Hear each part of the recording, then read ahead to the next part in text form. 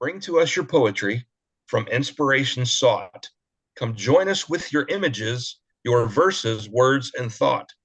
From here we'll share your balladry with those who do not know it. This platform's here for you to show the world that you're the poet. Welcome to episode 6 of You're the Poet, the poetry podcast featuring you. I'm host Matt Bergio, and I'm here with co-host Phil Bergio. Phil, welcome. Thank you. Here at You're the Poet, our purpose is to share our love of poetry with the world and invite you to do the same. If you've written any poetry and you want to share it here, whether you just have an interest in poetry, consider yourself an amateur poet, or are a professional poet with published works, contact us to be a guest on a future episode. Please check out the website at you'rethepoet.com. There's a section there that answers questions about being a guest. Follow us on Facebook for updates and info, and send us an email to host@you'rethepoet.com for feedback or questions about the podcast and how to be our next guest. Our featured guest for this episode of You're the Poet is Bernie McDermott. Bernie, welcome. Thank you. Glad to be here. We're glad you could join us, and we look forward to your contribution to the episode. To start things off, I'm going to turn it over to Phil to share a classic poem for the episode. Phil? Yeah, this poem is from Alfred Joyce Kilmer. Most people just know him as Joyce Kilmer. And when you think of Joyce Kilmer, his poem, everybody thinks of trees. But he was really prolific back in the early 20th century, and he wrote a lot of volumes of poems.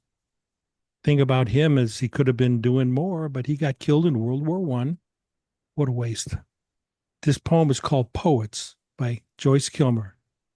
Vain is the chiming of forgotten bells that the wind sways above a ruined shrine.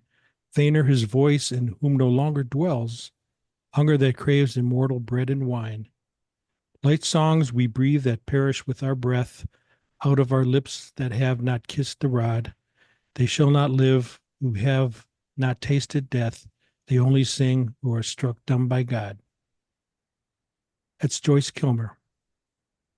All right, thank you for sharing that. I didn't know much about Joyce Kilmer until you mentioned him and brought this poem to my attention. So with that, I actually started researching him a little bit. And yeah, you're right, some good stuff out there. And like you said, most people know him for trees. Well, I didn't even know about Joyce Kilmer, so maybe I'll have to look him up. Well, when you read trees, you'll say, "Oh yeah, I've heard this someplace before." Like probably seventh grade. Oh, do you think I can remember that far back? Okay. So moving on to my poem for the episode. For this episode, I decided to share my poem, The Lonely Shadow of the Poet.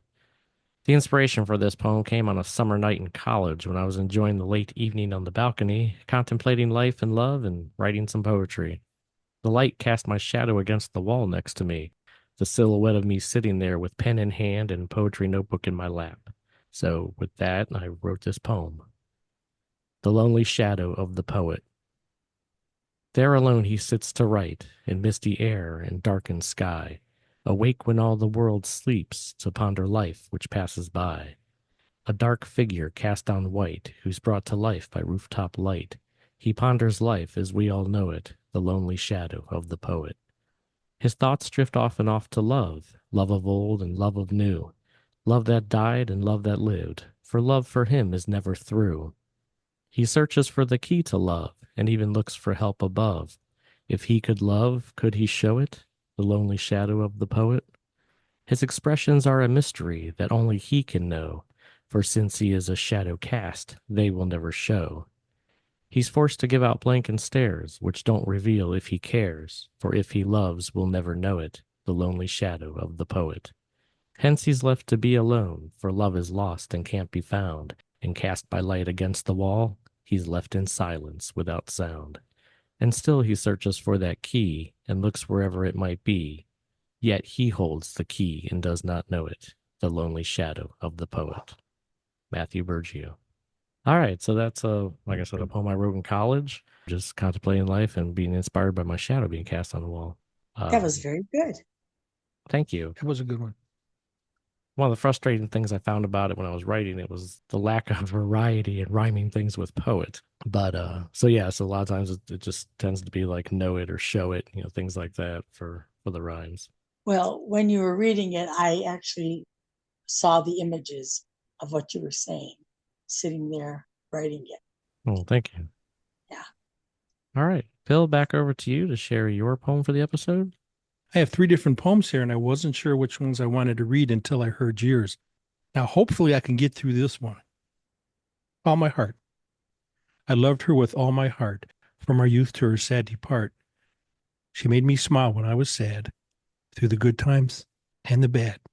She took care of her boys with a motherly love, and I know she watches them from above. She was and will always be my precious love for eternity. Phil Burgio. I'm sorry. You don't have to be sorry for that. That's That was beautiful.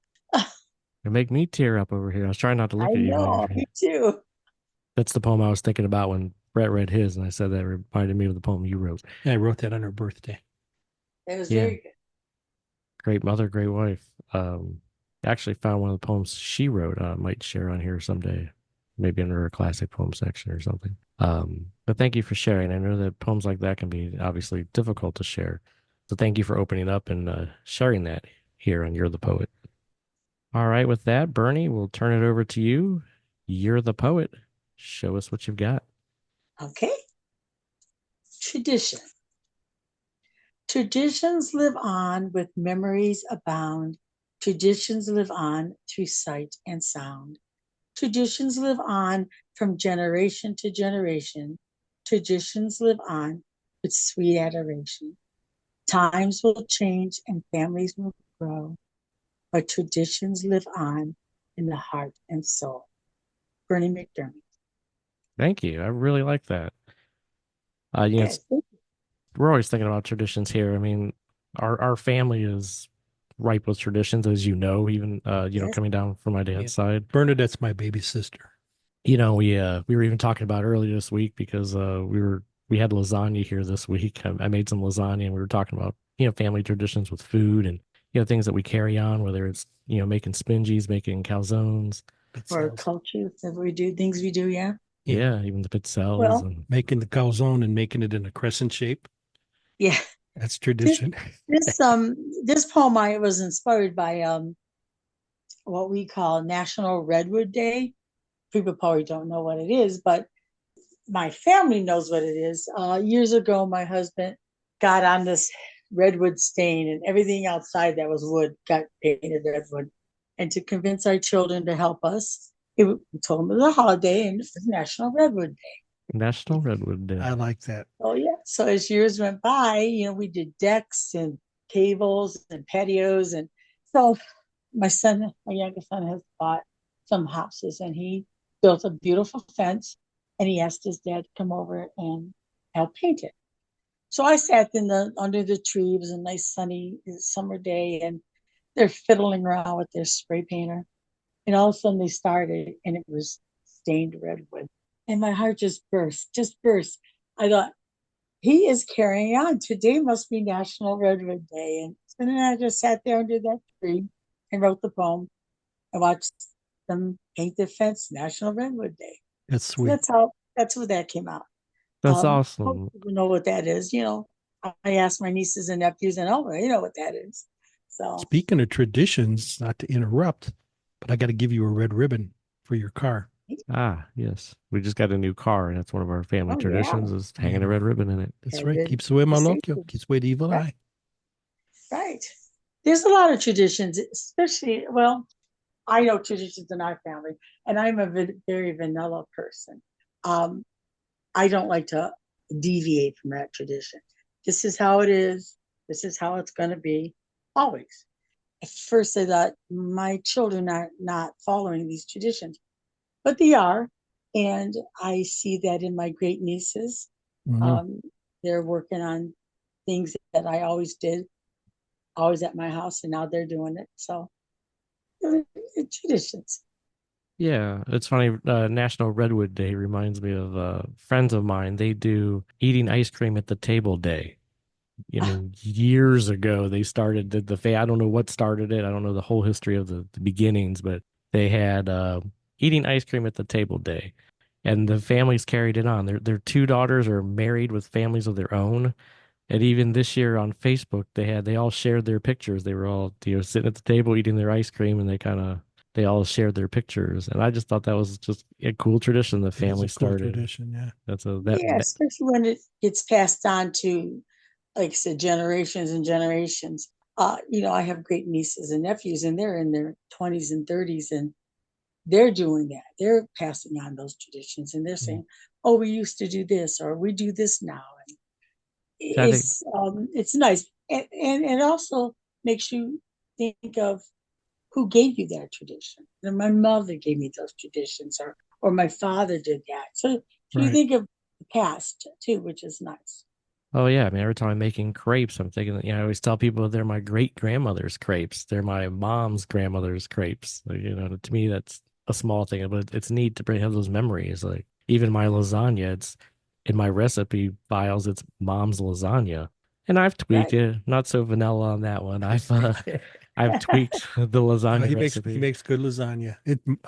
His brother Mike says that's his favorite, best lasagna. Oh, that's great. And I James and Eleanor, they do pizzelles and spingies out there in Missouri. And when we do it's, pizzelles, sometimes we'll run up. We have 3 machines going. Mike and Donna come over. Matt and Sarah come over and make pizzelles. we did that just recently for our baby shower.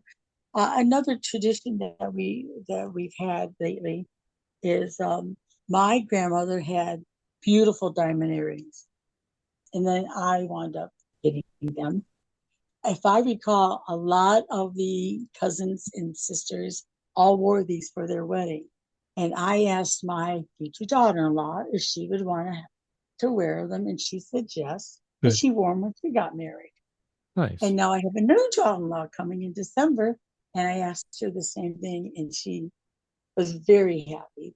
They say something new, something old, something new, something borrowed, Right. something blue. So And these are their husband's great grandmothers, and I've always had them. They've always just known I've had them. So that's another tradition. I think that's great that they're going. Both my daughter-in-laws wore these earrings or are wearing these earrings. That is great. I So it's like not that. always just food. Right. For sure. Hey, but what's wrong with hey, food? Food's a major part of it. that's right. Right. Well, thank you very much for sharing that. I mean, that conversation brought back a lot of memories and a lot of good times, and things that we still carry on. So Oh, you're welcome. Thank you for having me on. thank you for joining us. So I'm going to move on into the episode and read some feedback for this episode. I have just short feedback on episode 5 with guest Brett Eldridge. This is from Mariah S. I enjoyed that one. I love that Brett just wrote that down in the Meyer parking lot. That's awesome, and what a sweet Mother's Day gift. So thank you for sharing some feedback there with that. Again, check out the website at you'rethepoet.com. Check us out on Facebook and leave some feedback and share our episodes when they come out. Please send us an email to host@you'rethepoet.com if you'd like to send us feedback or questions or comments, or if you want to be a guest. We are always looking for guests. So we implore you, listeners to our podcast, reach out, share it, encourage people to be on. So with that, we'll see you the next episode. Phil, thank you for joining us. Anytime. Bernie, thank you for being a guest this episode. My pleasure. Thank you. Love you, baby sister. Love you too. Thank you, guys. Bye. Bye bye. Bye bye.